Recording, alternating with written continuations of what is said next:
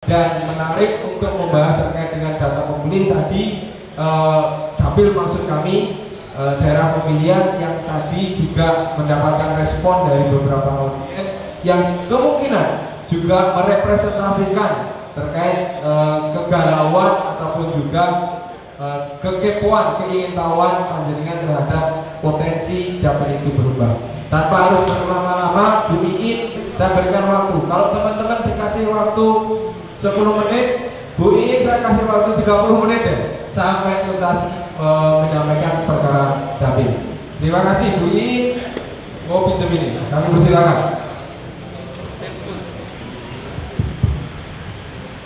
Terima kasih. Assalamualaikum warahmatullahi wabarakatuh. Alhamdulillah, syukurillah wa la haula wa la quwwata illa billah. Amma ba'du, yang kami hormati Bupati Trenggalek, Bapak Ibu Forkopimda, Ketua Komisi dan juga anggota pimpinan partai politik, LSM, Ormas, akademisi dan seluruh yang hadir pada acara rapat koordinasi persiapan pemilu serentak tahun 2024.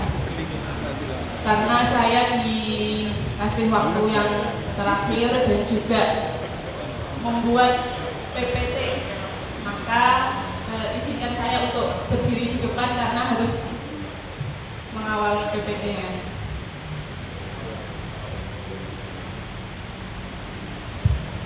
Tadi dari kawan-kawan komisioner sudah menyampaikan banyak hal terkait dengan persiapan pemilu serentak tahun 2024. Maka di sini saya sebagai divisi teknis penyelenggaraan akan lebih banyak membahas tentang prinsip penataan daerah pemilihan dan juga alur ataupun mekanisme dalam penataan daerah pemilihan.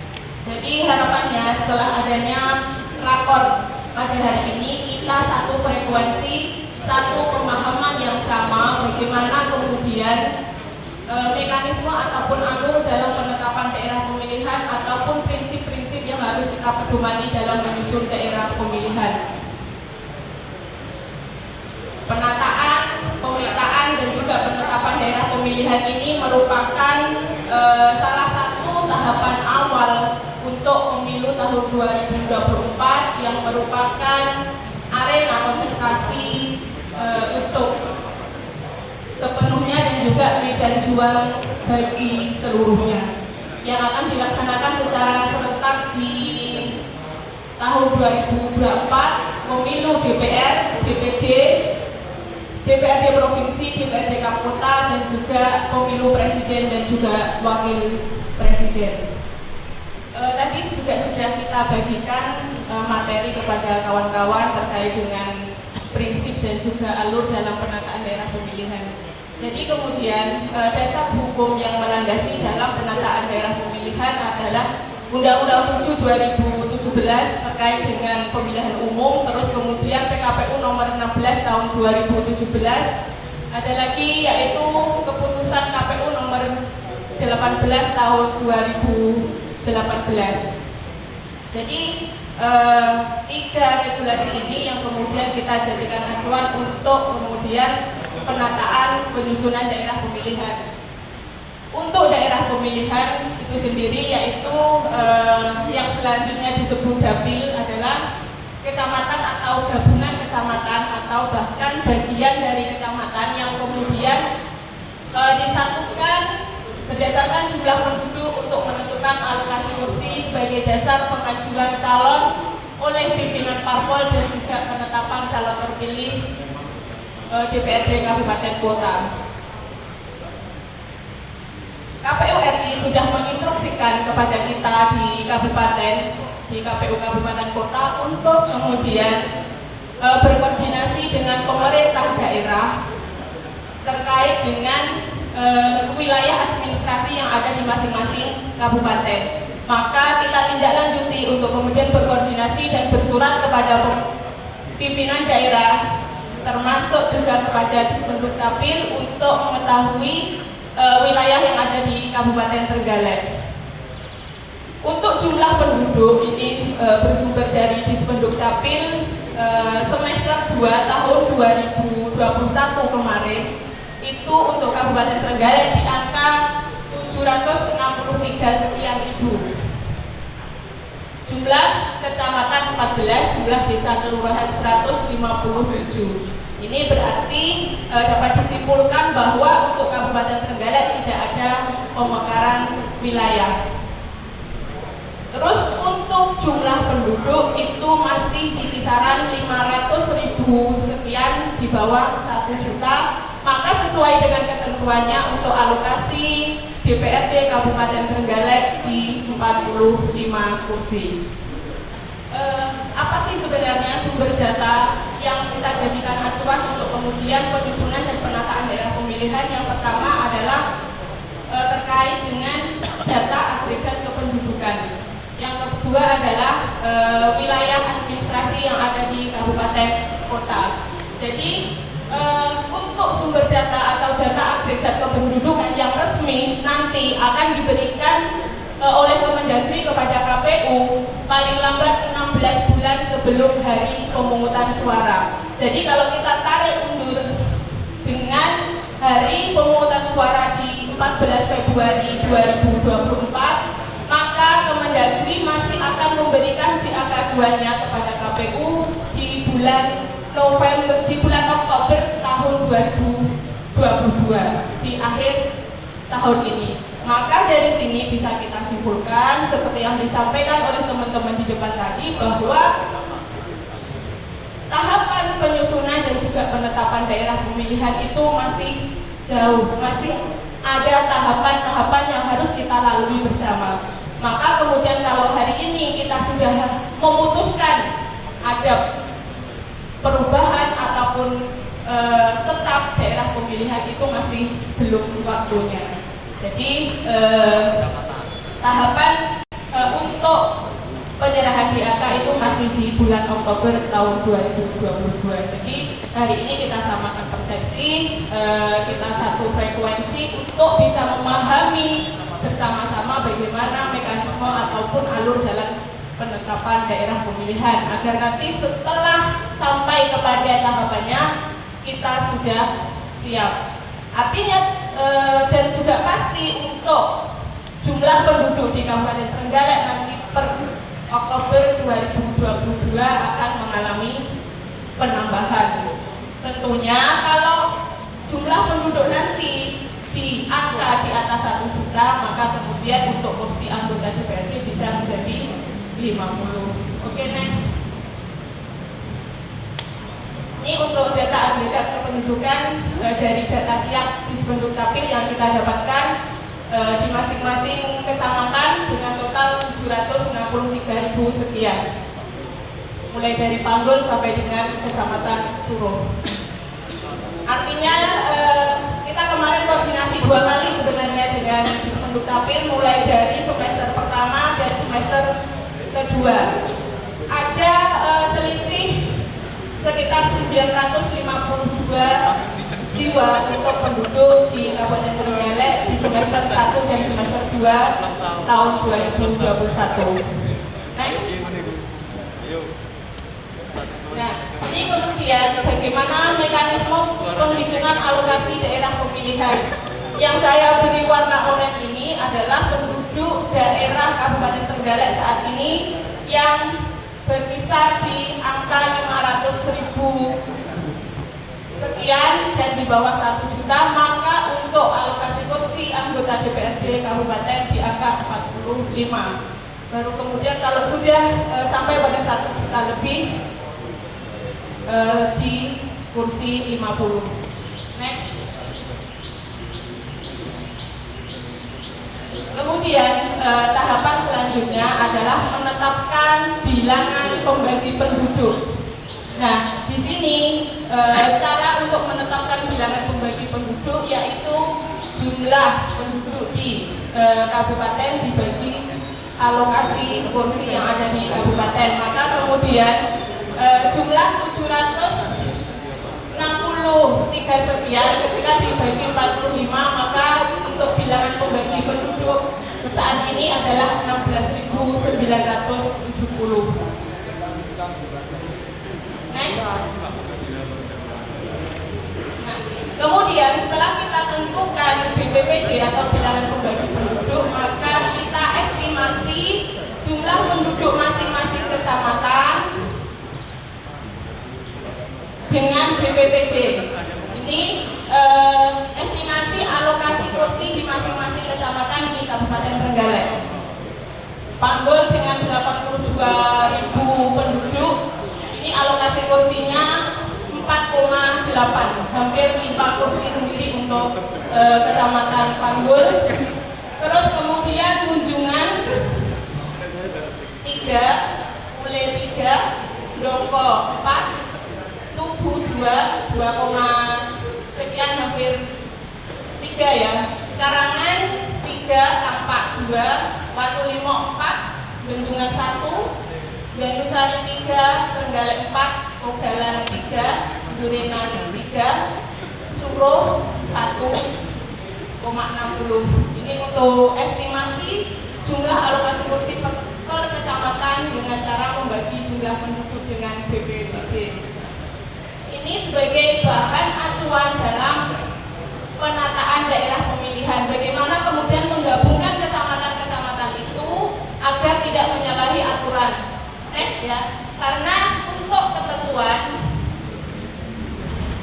jumlah kursi di setiap daerah pemilihan ini minimal 3 kursi, maksimal 12 kursi.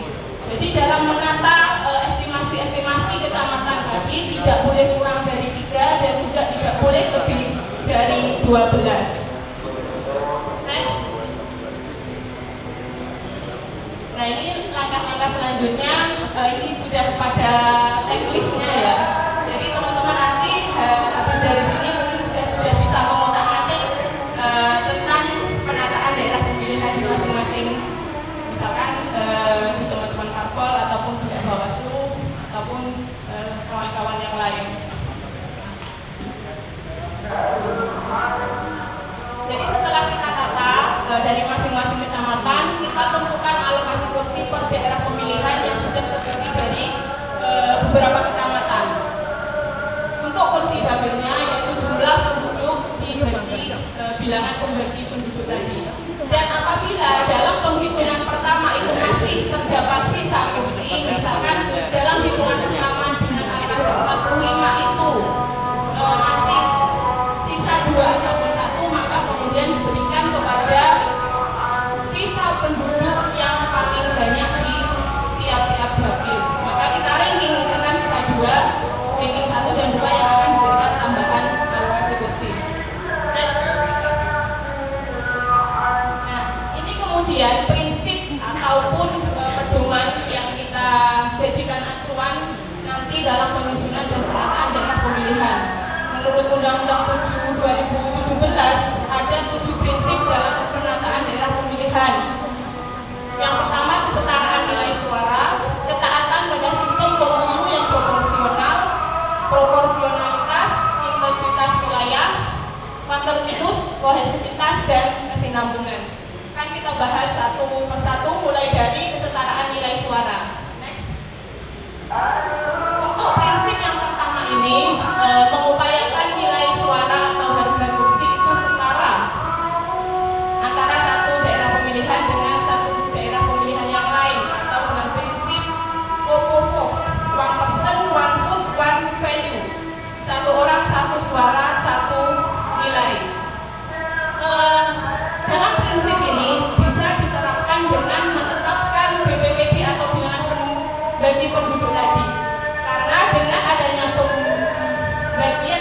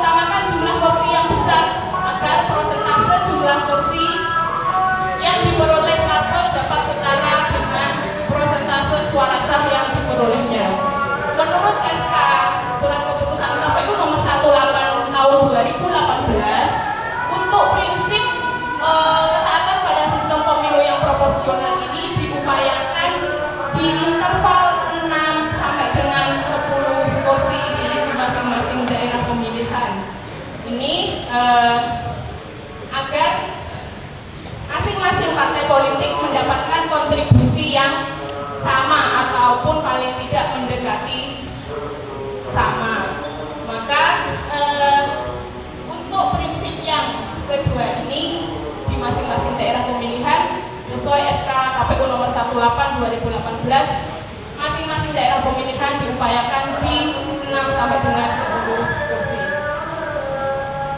Untuk yang ketiga yaitu proporsionalitas. Di sini kesetaraan alokasi kursi di masing-masing daerah pemilihan. Jadi harapannya dalam menyusun daerah pemilihan nanti antara satu dapil dengan dapil yang lain kursinya tidak terlalu jombang atau jaraknya tidak terlalu jauh. Kalau saat ini di kursi 10, 11 sama 12 ya untuk dapil saat ini. Next, untuk prinsip yang keempat yaitu integralitas wilayah. Di sini tentunya kita juga harus mencermati peta wilayah termasuk garis batas wilayah untuk Kabupaten Trenggalek karena harus mematuhi keutuhan dan keterpaduan wilayah, kondisi geografis, sarana perhubungan dan juga aspek kemudahan untuk transportasi di tiap-tiap daerah pemilihan. Next, untuk ini ya prinsip berikutnya berada dalam satu wilayah yang sama. Ini saya kira tidak ada masalah untuk Kabupaten Trenggalek karena sudah menjadi satu kesatuan di dapil provinsi yaitu dapil 9 bersama kabupaten kota yang lain ya, maksudnya Ngawi, Ponorogo. Karena ini penting diperhatikan kenapa pelaksanaan pemilu DPRD ini kan di Indonesia menjadi serentak dengan DPRD provinsi maupun DPR RI. Maka untuk berada dalam satu wilayah yang sama ini juga benar-benar harus diperhatikan. Yang keenam yaitu kohesivitas, memperhatikan sejarah, kondisi sosial budaya, adat istiadat dan juga kelompok minoritas. Ini kami kira untuk Kabupaten Trenggalek tidak ada masalah ya. Kemudian kalau kita mungkin mengaca dari kabupaten yang lain itu contohnya di Sidoarjo yang karena ada korban Lapindo maka kemudian ini juga harus diakomodir tersendiri untuk menjadi satu daerah pemilihan. Kalau di Trenggalek mayoritas sama ya terkait dengan sejarah, kondisi sosial dan juga adat istiadat. Nah, yang ketujuh atau yang terakhir prinsip dari penataan daerah pemilihan adalah kesinambungan. Di sini dalam menyusun daerah pemilihan itu harus memperhatikan penyusunan daerah pemilihan sebelumnya atau yang terakhir berarti di 2019 dengan meminimalisir adanya perubahan kecuali 3 hal. Jadi kalau terjadi 3 hal ini maka kemudian akan ada perubahan daerah pemilihan. Yang pertama yaitu terkait dengan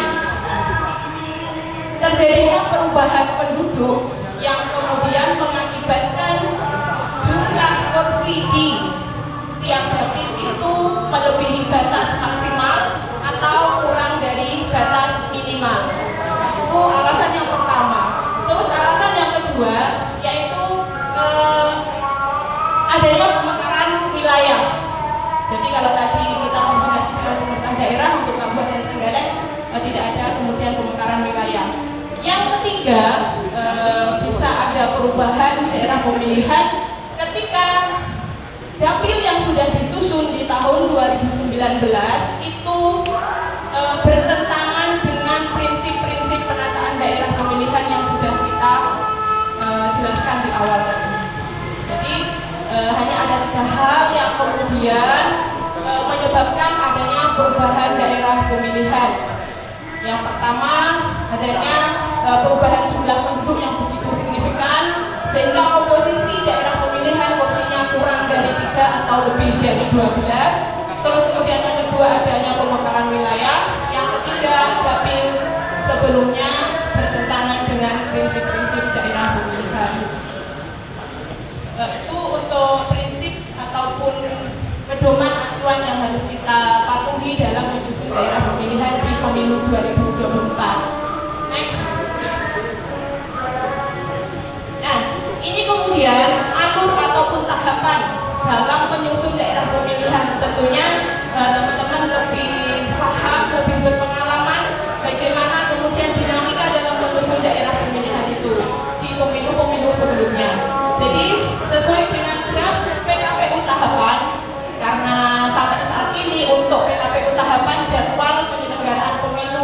2024 masih berupa draft. Maka ini juga saya simulasikan berdasarkan draft PKPU untuk pemilu tahun 2024. Maka di 14 Oktober 2022 KPU kemudian menerima data agregat kependudukan dari Kemendagri, yang mana itu nanti akan kita jadikan acuan. Yang pertama yaitu untuk menentukan alokasi kursi di DPRD Kabupaten. Yang kedua kita jadikan acuan untuk menyusun daerah pemilihan. Nah, setelah data agregat kependudukan kita terima, baru kemudian menetapkan keputusan berupa SK KPU tentang jumlah penduduk dan juga jumlah kursi anggota DPRD Kabupaten Kota. Jadi acuan jumlah kursi dan juga jumlah penduduk itu menunggu data resmi dari Kemendagri yang akan diberikan berdasarkan draft PKPU itu di 14 Oktober 2022. Selanjutnya setelah kita SK-kan jumlah kursi dan juga jumlah penduduk, baru kemudian KPU menyusun usulan penataan daerah pemilihan. Kita susun desain yang tentunya juga berpedoman kepada peraturan yang ada. Kita susun, terus kemudian kita sampaikan usulan tadi untuk dicermati oleh publik. Ini dengan metode mengumumkan di papan pengumuman di website dan juga tentunya dan atau kita kirimkan kepada peserta uji publik untuk kemudian dicermati. Baru setelah kita susun, kita umumkan atau kita kirimkan ke peserta uji publik. Baru kemudian tahapan selanjutnya di 11 Desember 2022 kita lakukan sosialisasi ataupun uji publik, tentunya dengan kawan-kawan yang hadir hari ini, yang ada saat ini, untuk menganalisa, untuk mengukur, untuk mengetahui mana usulan yang lebih pas, yang lebih ideal, yang dapat diterima oleh semua pihak. Ini nanti saatnya diuji publik. Jadi kalau berdasarkan pengalaman kemarin, saya diberitahu bahwa dalam uji publik itu tidak cukup sekali, tidak selesai dalam satu waktu karena banyaknya dinamika ataupun masukan-masukan dari kawan-kawan peserta uji publik. Maka di sini nanti kita cari yang paling ideal, karena di ketentuan KPU berhak mengusulkan kepada KPU RI melalui KPU provinsi itu maksimal 3 usulan. Jadi kalau dalam uji publik itu tidak terdapat satu kesepakatan yang sama, maka kita mengajukan kepada KPU RI melalui KPU provinsi dengan 3 usulan. Di sini KPU provinsi tugasnya monitoring, mengevaluasi mana daerah pemilihan yang paling ideal untuk kemudian dipilih maksimal 2 untuk diajukan ke KPU RI. Nah, disinilah penentu kemudian penetapan daerah pemilihan kabupaten kota itu yang mengeskakan adalah KPU RI. Kalau sesuai tahapan itu mulai 1 Januari sampai Februari, baru kemudian ada penetapan daerah pemilihan untuk kabupaten kota yang ada di Indonesia. Ini untuk penataan dan penetapan dapil DPRD kabupaten kota. Kalau kita ketahui untuk daerah pemilihan DPR dan juga DPRD provinsi ini sudah dipastikan tidak berubah karena sudah menjadi satu kesatuan ataupun lampiran dari Undang-Undang 7 2017. Karena Undang-Undang 7 2017 tidak ada revisi, maka untuk dapil DPR dan juga DPRD provinsi dipastikan tetap. Yang ada potensi perubahan daerah pemilihan itu di kabupaten atau kota. Next. Nah, ini tadi yang kemudian